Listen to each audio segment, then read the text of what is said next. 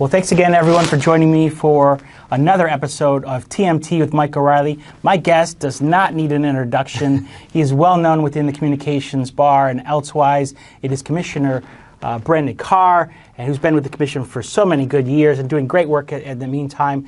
Let's get into some substance if we can. I really want to focus on some of the broadband build-out issues that are in play, and some of those aren't necessarily happening in this institution. I testified and lost those rounds in negotiations, so I'm interested in your thoughts, because someone who worked on these issues, day in, day out, on how some of the things have migrated away from the Commission. Yeah, it's really interesting and great to be with you. Thanks so much for coming by the FCC. I'd like to say that this place hasn't changed much since you and Ajit moved on to greener pastures, but that would not be the case. We've certainly taken a decided turn for the worse, but that's how things go with elections. And you're right, for years the FCC was sort of the nation's premier communications regulator, and we administered, rightly or wrongly, this $9 billion universal service fund with a lot of protections in place that we try to put more protections in place on. But through this latest round of funding initiatives, the Biden administration has moved all the funding effectively in-house, inside the administration, to the Commerce Department, which has some issues in terms of just reinventing the wheel rather than whatever funding would have made available to come through the FCC. And as we'll get into, it's resulted in a really uncoordinated distribution of funds. I mean, you remember, the Infrastructure Act, IJA, was passed a while ago at this point, but yet today, as we speak, not a single speck of dirt has been turned with those IJA infrastructure dollars, because with the money going to commerce, folks had to start all over again. And so there's a lot of issues there from a policy perspective, but also a funding perspective that are worth getting into. Well, let's back up a bit. How do you approach the issue from both conservatives and liberals? How do we get broadband to those consumers who don't have it today? Do you support some type of subsidy mechanism, that was kind of embedded in the CAF efforts, in RDOF? And I'm not asking you to endorse those, but the idea that there should be some kind of subsidy for the private sector to reach those Americans who don't have access today. Yeah, I mean, some of the policy debate here is settled, for us as commissioners with the Communications Act, which says we have to make sure there is universal service. Now, how we do that is subject to some discretion. And the way I think about it is twofold.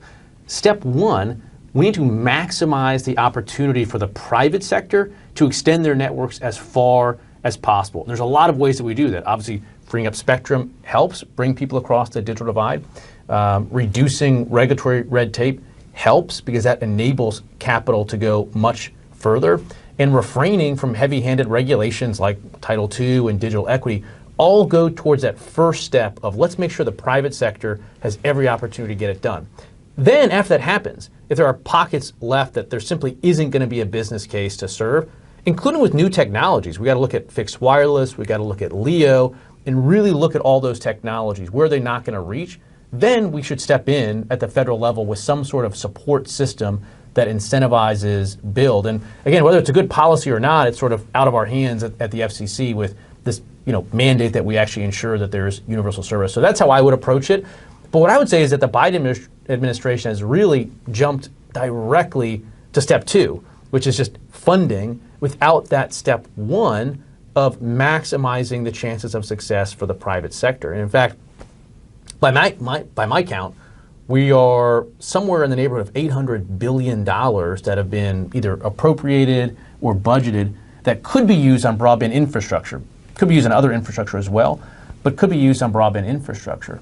So we're spending all of this money, but the administration is not engaged in the streamlining of permitting, streamlining of regulations. And so we're effectively stepping on the gas and the brakes at the same time. And there's a lot of flashing warning signs right now that the Biden administration's approach to internet builds is failing.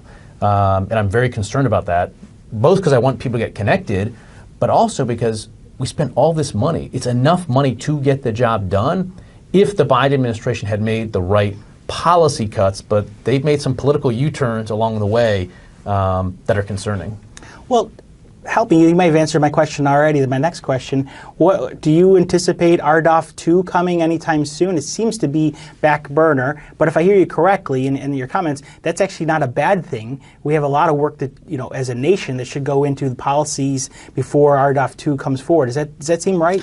Yeah, I mean, step one for me at this point is to allow the current funding to work its way through the system. Now, the FCC chair may have different views, whether it's 5G fund or potentially RDOF, although I'd be surprised because RDOF took on a lot of hits from the left. Yeah. I think to set up the idea of moving BEAD dollars into the Biden administration, but put that to the side. I think the policy should be to let these dollars flow through the system appropriately. Then let's take stock both of where we are and where new technologies are as well. I think that's the right path forward, because there's a GAO report not too long ago that showed that there's right now something like 133 separate broadband funding programs spread across 15 separate agencies. And so we've effectively, turned the spigot on full blast and walked away from the hose. It's just a completely uncoordinated process. One of the things the GAO recommended was to put a federal coordinating strategy in place. And I think that's what we need before we just start putting more money out there. There used to be an agency where it would be sort of the centralized point for coordinating this stuff, and we sort of lost our way on that. And I think part of that is as broadband itself becomes more important to a range of industries and a range of sectors of the economy, every single agency wants to have a hand in distributing broadband funding. And that's how we've sort of creeped into this situation where it's distributed and uncoordinated, and that risks overbuilding, and it risks all sorts of other negative consequences. So we have to find a way to better coordinate it. We're talking BEAD, but we see a mirror image of this problem on the spectrum side as well, with all sorts of regulators thinking that spectrum is like, the ring from Lord of the Rings, and they all want to sort of grab at it. What's your take of, you talked about all the different programs that are out there. I found that the different programs are almost intentionally fighting the rules that the commission had put out in terms of its direction. And so you had money coming out of Agriculture Department and Reconnect. You have money coming out of the Treasury Department. And they intentionally built those programs to do something completely, obviously completely different, but definitely to reach their own constituencies, and will completely, run in a track with either BEAD or RDOF. And it just seems like a very troubling direction. Yeah, I think Treasury with their capital fund projects is probably the worst, because they're not even tracking IJA, which are the BEAD dollar program guardrails that the Biden administration itself endorses. And we were put in this situation, frankly, with ACAM, where the BEAD dollars were potentially going to go to overbuild existing ACAM places. So we were put in a tough position of, do we stand back and let BEAD overbuild ACAM, which would have been just federal dollars on federal dollars, or do we increase some of the speeds in ACAM? And to do that, you have to give some additional money. So there's all sorts of interesting collateral consequences that are flowing from this uncoordinated approach. And I tried to head it off as best I could. Back in 2021, July, I wrote a letter to the 4 main agencies that have broadband funding, so Education, Treasury, Commerce, and Agriculture, saying, hey, let's be coordinated here. Let's make sure that we're using the same speed benchmarks. And I got slow but decent responses from 3 out of the 4. But Commerce, NTIA, just never decided to get back to me or coordinate on it. So despite the fact that we have some expertise here at the FCC, they've got $40 billion. I understand I'm Republican and they're Democrats, but I still thought there could have been some better coordination there. What's your relationship with the NTIA? I mean, you highlight this institution has great expertise and has been involved in these issues for a couple of decades now. NTIA really wasn't known for this. Obviously, Congress authorized them for a certain purpose. But do you hear from them, and do they take your concerns at heart? Well, I kind of describe it like Halloween, when you go to that house and there's people home, but they turn the lights out and they make you think that they're not there. That's basically my relationship with Commerce right now. But look, I've done some good visits with them. I was up in Alaska with Alan Davidson, the head of NTIA, really good guy. We get along very well there. There just hasn't been a ton of coordination, but that's not, really that novel, me being in the minority at the FCC, them being, part of what is the majority at the FCC. And they have their own policy views, obviously, but I would hope for some better coordination there. I've also tried to work at the state level, so I've done meetings now in state with 10 separate broadband office leads across a number of different states, and they're doing their best. But again, we're sort of in this middle ground where, on the one hand, we could have given block grants to states, let them make the best cuts for their constituents and their people, and that would have been fine. Or we could have done what we've been doing, which is have this administered by the FCC. But instead, we landed in this middle ground where we're sort of giving money to the states, but it's coming with all sorts of strings from Washington. And I think we would have been better just making a hard cut on one of those two other approaches. Let's get into a little bit about BEAD, the Broadband Equity, Access, and Deployment Fund at NTIA. You know, there are a couple of policy directions I thought were interesting. I've talked about them on the outside. The desire from this administration to be fiber first, you know, kind of runs in direct contradiction to the statute on a technology neutral requirement. Did that cause you heartburn? Do you have a fiber first vision, or do you see that technology should be, you know, whichever the consumer wants that fits its needs? Yeah, well, thanks for the work that you've been doing on this, a lot of pieces you've been putting out in your leadership. I think it's really helping to turn the tide on this issue, or at least draw attention to the issue as it exists. You know, I think that there's sort of two steps of this. You know, one, at the FCC, when we have a lot of discretion about how to do funding, we do put in place a slight fiber preference. I've voted for it. I assume you've voted for them. But two things. One, what Commerce Department did went far beyond any sort of preference that we would have put in place at the FCC. But more importantly, the statute that they were implementing didn't give them the same discretion that we have. Their statute specifically required them to move forward in a technology neutral way. And it wasn't an afterthought. It was a core negotiated piece of the statute. In fact, the core drafters of the Infrastructure Act have come out and affirmed, yeah, we meant what we said in there, which is you have to proceed tech neutral. So far from being tech neutral, and far from, you know, the slight preferences that we have done, they just put a heavy, heavy thumb on the scale for fiber. And again, that's why you see, I think, almost a dozen states at this point are raising their hands and saying, we think we're going to run out of money before we get the job done. And that is just unconscionable when you're talking about the billions and billions of dollars. So way too much of a fiber preference. Should fiber be, you know, the lion's share of connections? Absolutely. But we need to leave room around the edges for fixed wireless, for new generation of low Earth orbit satellites, for 5G connections. That is the path to make sure that we actually get the job done of connecting Americans. So big fiber preference in there, but other preferences as well. Preferences for union labor, which we have a serious workforce challenge right now, so you're further narrowing the pool of potential crews that can do this job. Obviously, sort of rate regulation provisions that are being sort of inserted as well, preferences for government-run networks. So there was a number of political concerns, in my view, that were layered on top of a statute, and that's why I think we're heading towards a situation where we're going to fall short of funding. Workforce has been one of your premier issues. What is your take when you talk to those in the field on, do they have the capacity to do the fiber builds in a timely manner? It's interesting, you know, when you and I were working here together, there was a real big shortage of tower climbers, particularly because we were seeing this massive build out of small cells, in part on the reforms that we worked together to put in place. On the tower climber side, we actually are in a pretty good spot right now in terms of capacity of workforce, but now the hurdle has shifted to the regular fiber crews. And again, we're adding all these BEAD dollars with a massive fiber preference, and there simply right now are not the number of crews to get that job done. That's part of why I think we need to be open-minded on other technologies, but you know, that's sort of the cut that the administration has made, and we are going to have very serious workforce challenges on the fiber side. I've seen you run the machines. I've run the machines yeah. in a terrible way. We're not qualified.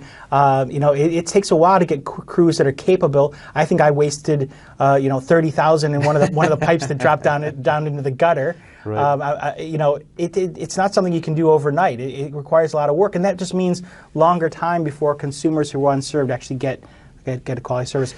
Yeah, I mean, condolences, first of all, to any consumer that has a connection that was spliced by me or you or Chairman Pai. I know we've all done it. I think it's probably a lot of a dB loss, by the way, on their way to their homes. But yeah, you know, the good news is you can use sort of community college programs, and you know, we've worked with a bunch of them to stand them up. So you can go through a mix of classroom and physical training skills to do it, but there is going to be a ramp up here, and it's not clear that the ramp up is going to happen in time to meet this expedited or the expected build cycle. And talk about, you know, one of the interesting things I think that NTIA has done as it frames BEAD is kind of this, you know, the statute makes it very clear we don't want you to rate regulate. And NTIA is kind of trying to figure out how to do that indirectly, or actually, you know, to tell states that they must set a rate for the low tier, that's part of the statute, and which is not authorized by the law. What's your take on that? You find that states are pushing back? You've talked to a number of broadband offices. Yeah, this is another one where I think you've been doing some great work, particularly in Virginia. You wouldn't think that Virginia would be the belly of the beast on some of this stuff when it comes to pushing back on Biden administration overreach, but it is. I mean, the Commerce Department is really working hard to push all these broadband offices towards what is effectively rate regulation. And I think when we talk about that, it's important to step back and think of why is that a challenge? Well, most people look at BEAD and they say, okay, all these billions of dollars are going out. It's going to be highly attractive to ISPs to participate in that program. That's not the case. It's sort of on the knife edge right now as to significant broadband players wanting to participate in BEAD or not. And that is so for a couple reasons. One, BEAD is a CapEx program. It's not an OpEx. In a lot of these rural, hard-to-serve areas, OpEx can be 50% of your costs.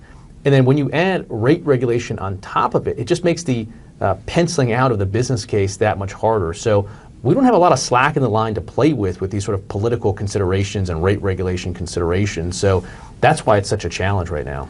What's your take on where NTIA is in terms of the timeline and the decisions it's made? Where would you rate it?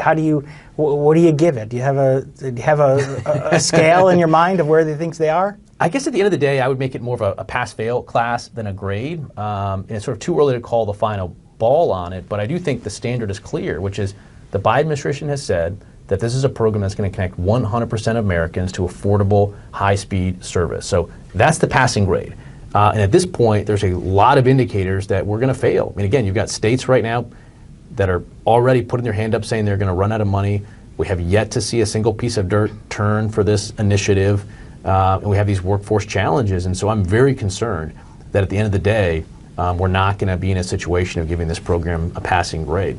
Every federal program that's ever been created that I know of, that I've worked on in many years, has just a failure rate. There is just a factor that money is going to be wasted. Someone's going to use it inefficiently. There's waste, fraud, and abuse. There's malicious intent. There's a lot of I've been estimating and publicly and that about 30% of the BEAD dollars could go into an inappropriate use or turn out not to be effectively designed to actually get the service to.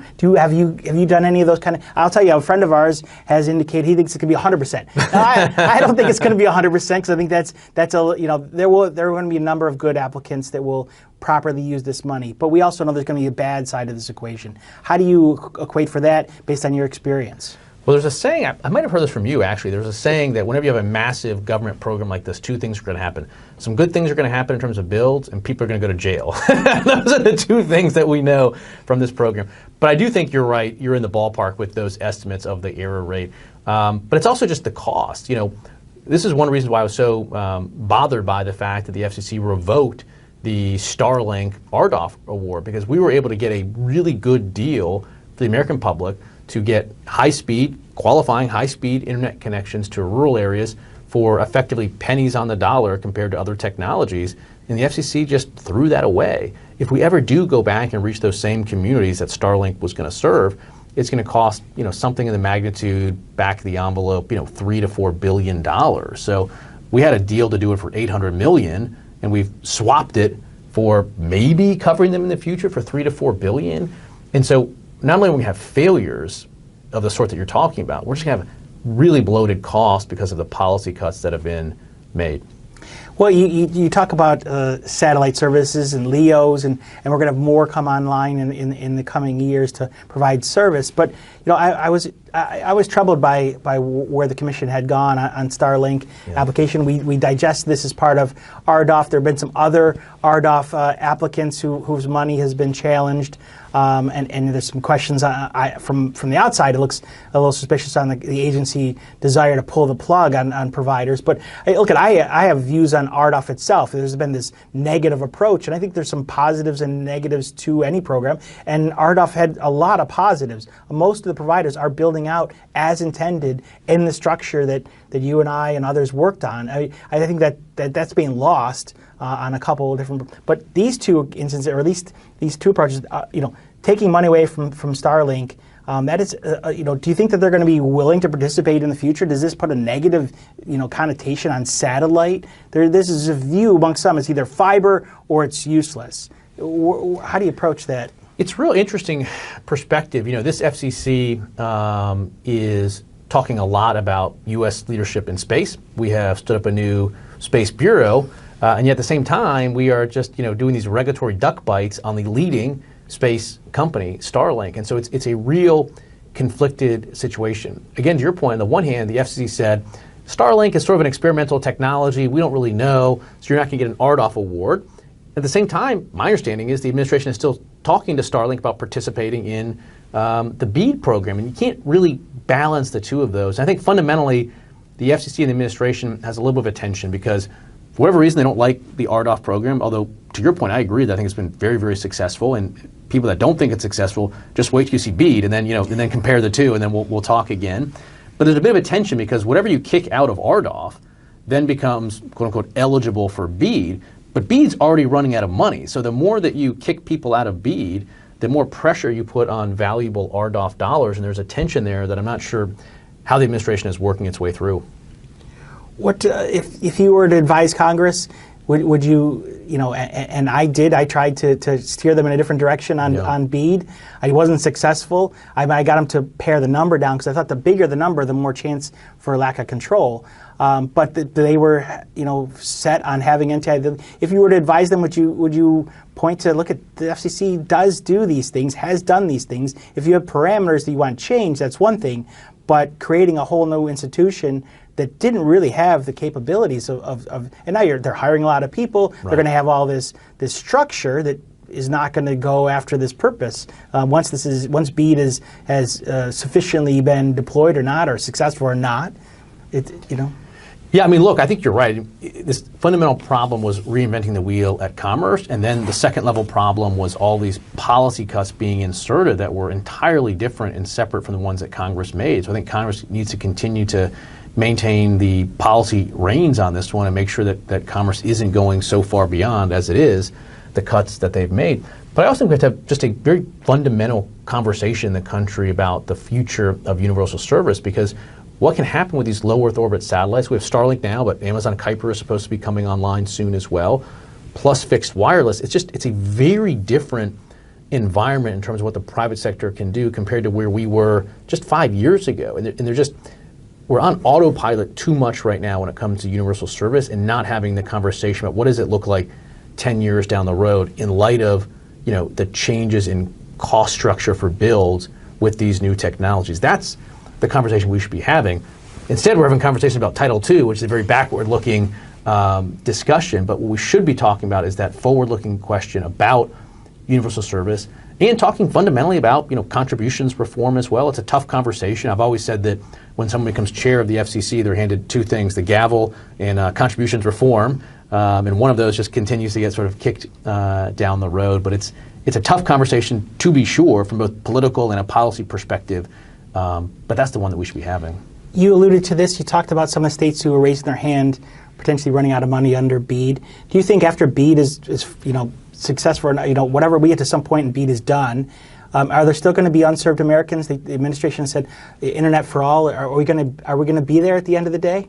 No, I don't think so. I think we're going to fail. I think we're going to fail because of the policy cuts that have been made. Another example, with unlicensed spectrum, the administration is saying that doesn't count. And again, from the consumer's perspective, you don't care whether it's licensed, unlicensed, satellite, fiber. You just want high-speed service.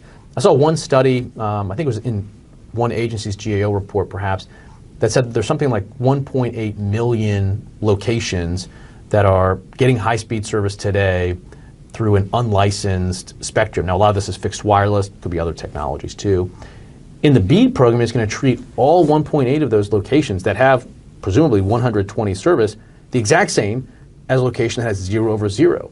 If you want to talk about a policy cut that's going to result in a failure, it's that. We're going to waste literally billions of dollars overbuilding people that already have 120, while the people that truly have 0 over 0 may not get covered. And so, again, this is a binary test. For a long time the challenge was, do we have the money? That challenge has been overcome. Now we're at the really hard part, which is, are we going to get the policy cuts right? And there's still time to reverse course. States can still continue to stand up to Commerce Department, NTIA, try to chart their own course here. But that's kind of where the rubber meets the road right now. Is it's important for states to do the right thing by their constituencies and not bend to these extra statutory policy cuts from Commerce. What do you think Americans have increased the desire for mobility? Yeah. They've definitely moved away from, they certainly need high-speed connections, and the Commission is certainly trying to redefine what that is on a monthly basis, it seems to be, making the challenge bigger and worse, as they like to do. But mobility has been a bigger factor. Do you see the desire from the agency to address some of the wireless issues, the mobility side of the equation, and how would you go about doing so? Yeah, to your point, up to now, we've sort of run two funding streams, fixed funding stream and a separate, mobility funding stream. Where I am right now on that sort of fundamental question about what do we do on mobility, there's no question that we've been very fiber and fixed heavy on our funding streams, particularly the last 4 years. And there's been some increased push and interest to get going on an additional either 5G fund, the latest iteration of a mobility fund. But my view is, we really need to see where things go with these BEAD and other fixed builds, because that will really inform what we need to do on the mobile side. Because if you know where there's going to be fixed connectivity, it fundamentally changes the business case for building out 5G. For instance, towers can be much more easily connected to fiber, which is necessary for 5G in many cases.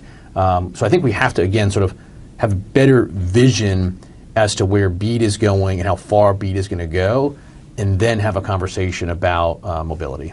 So I understand there may be a new 5G fund item, floating around in some capacity. A couple questions. One, you just described. What's in it? well, that actually that gets to question. Yeah. Why isn't the item public? What's the holdback? We collectively, at the leadership of former Chairman Pai, were able to make items public. What's the holdback? I pushed for making items on circulation public. We can figure out the details of that. But what's the holdback? There seems to be an effort to have what I would call bigger items be pushed on the circulation chain, and that that's problematic, right? All the benefits that have gained of public attention to the meeting items is being lost as these items are. No one knows. You know obviously what's in these items, and I don't, and don't want anything. But why aren't these items public? It's a good question. Different chairs obviously run it differently. So Chairman Wheeler, his approach was to take the most controversial things possible and put them on the monthly meetings. Chairman Pai's approach was to take everything and put them on open meetings, and swamp us, I think, was part of his idea with work there. In this context, we do some controversial stuff on open meetings like Title II, but a lot of the more complex stuff is done on circulation right now. And again, with this particular one, I think the right path forward is we have to make sure that our mapping is right as we go into sort of a 5G fund discussion, make sure that we understand temporally the interplay between this and BEAD, because again, when you see how BEAD plays out, it can really change some of the policy cuts you make on a 5G fund. So I haven't made a final decision on that one yet, but I do think those are going to be my driving forces, is thinking about where are we in the mapping process, where are we in the BEAD process, and are we situated to make the right calls right now on 5G fund. Would your knowledge base be stronger on this item or any items that are in circulation if you had other people who could digest some of the components? I mean, is there anything that that's being lost by keeping them so close? Not you yourself, but by the agency. Yeah, we always benefit, obviously, from the meeting items that are public. It gives a lot of feedback. But one interesting thing that I've seen emerge from the meeting items that I actually would like to see sort of the FCC lobbyists, the FCBA types change is it used to be when items were first put on a meeting, there'd be a heavy lobbying push in the first couple of days because people wanted to figure out what was in the item. In those meetings, you could have a little bit of back and forth on some policies. Now, the items are public, and it feels to me as a commissioner that industry sort of goes into a hole for about a week and a half, and they do their internal process, and they come in hard, 12 hours before sunshine. What I would like to see more is, industry to come in that first week and a half, and let's have, even if it's preliminary, some discussion about the item. But if you wait all the way until the Wednesday or Thursday before the next Thursday meeting, it compresses the time for negotiating. It compresses the time for me to think about what edits that we get. In fact, I've thought about, should I put some sort of extended sunshine myself and say, look, you just can't come in on those days because it just gets too heavy too late. So I would encourage people to come in much earlier in the discussion process to have talks, because a lot of times they come in and there's just a lot of water under the bridge already. You talked about the policy side of the implication of 5G fund and BEAD and kind of letting BEAD sit for a minute or being implemented because it has ramifications, huge ramifications for 5G fund. What would be your delta in terms of how long you could kind of have a difference? What should be the weight rather than rushing to solve one problem on the ready? Yeah, I don't have a specific thing in mind. It's not even clear to me at this point whether BEAD needs to fully run its course. I guess where I'm sort of at is just more of at the level of, do we have enough vision as to where we're going to land on BEAD, enough vision through our maps? But so to me, it's about where are we with maps? What sort of vision do we have on BEAD? And then looking at the item and the cuts there, and is there enough knowledge base here to make these cuts? It could be that we can do so now. It could be that it requires a number of months more to make that cut. I haven't made a final decision yet, but that's where I want to get is, do we have a good enough sense of where we're going to be that we can go ahead with these cuts now? The agency seems to be changing, the speeds and moving forward with a desire to redefine what broadband, what qualifies as broadband. Does that trouble you, or does it, it just certainly changes, the numbers, right? I mean, your mapping that you had before is no longer applicable. You can quickly turn it to new maps, but if you constantly are changing the baseline for what qualifies, then the problem continues in perpetuity. No? Yeah, it's interesting. We made whatever headlines we make in this space by saying, oh, we have this new high-speed standard of 120. The reality is that you and I have been voting for 120 for years, so it's not really new per se. And the rubber only really meets the road when it comes to sort of specific funding programs, whatever we set it at. But what's concerning me more generally with that approach is twofold. One, we do in the context of 706, which, as you know, it could have an interesting purpose, which is Congress wants to know, what's the pace of broadband build-out? Is it going faster? Is it going slower? Why is it going faster or slower? That's an interesting conversation to be had.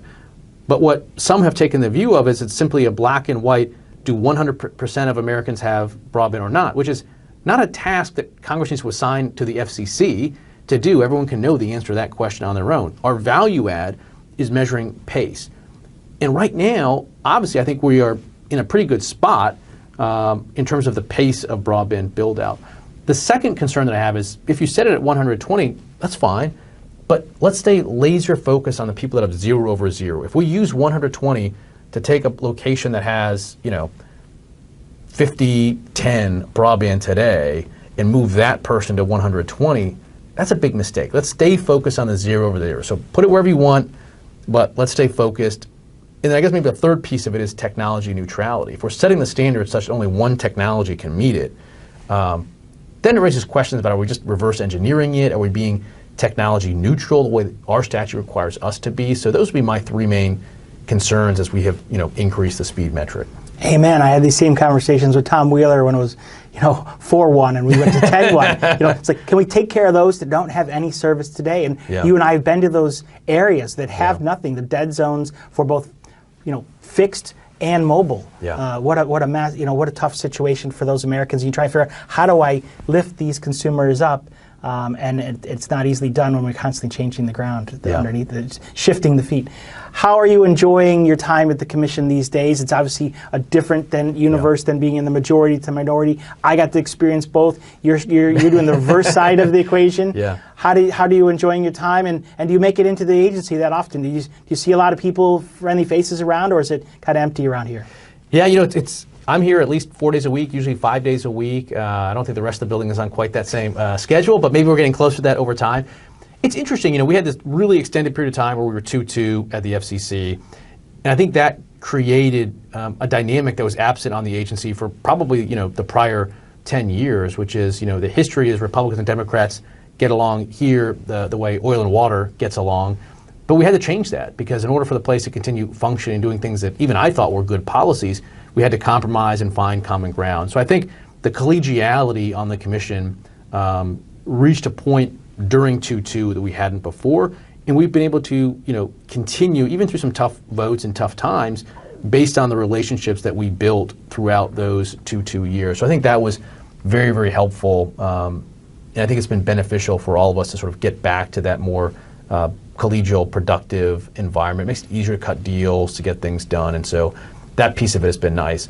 But to your point, 2-2 was probably the second best thing to being in the majority. Now we're 3-2, and I'm good friends with Ana Gomez, but of course, her vote has resulted in slightly different policy outcomes in some places.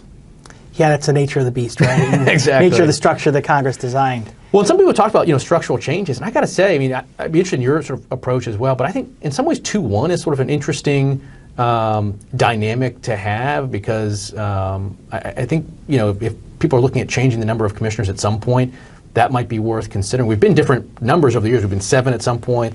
I don't know. Do you have views? I can't remember. Were you in? You were in 2-1. Yeah, I did. I did 2-1. And you always have that scenario. You're going to have quorum. Yeah. 2-1. So there are different pluses and minuses to both. And different formulations the commissions had to live with, given terms expiring. So I don't know if I have a favorite. Yeah. To me, it's what can people move the ball forward. Yeah. Is there progress being made? And a lot of it's on the personalities of the individuals and of the institution, not just of the commissioners. But so there's a lot of good work that can be done, and hopefully you're enjoying your time here for as long as it can be, and I wish you the best. So I want to thank you for your time. This is much appreciated. An opportunity to explore some of the really tough issues that are being debated in D.C. at the moment, and out into the build lands, right? Yeah. These issues are going to take us, BEAD is going to take us from all the decisions here in Washington, D.C. to 56, 57 different offices, and hopefully at some point we're actually going to have builds, and they're actually going to get deployment, and lift the people up who are troubled. So, well, thanks so much. Thanks for having me on, and thanks for your continued leadership on these issues. BEAD is vitally important, and you've been sort of leading the way on it. So thanks so much. Much appreciated. Thanks so much. Thanks. Thank you very much.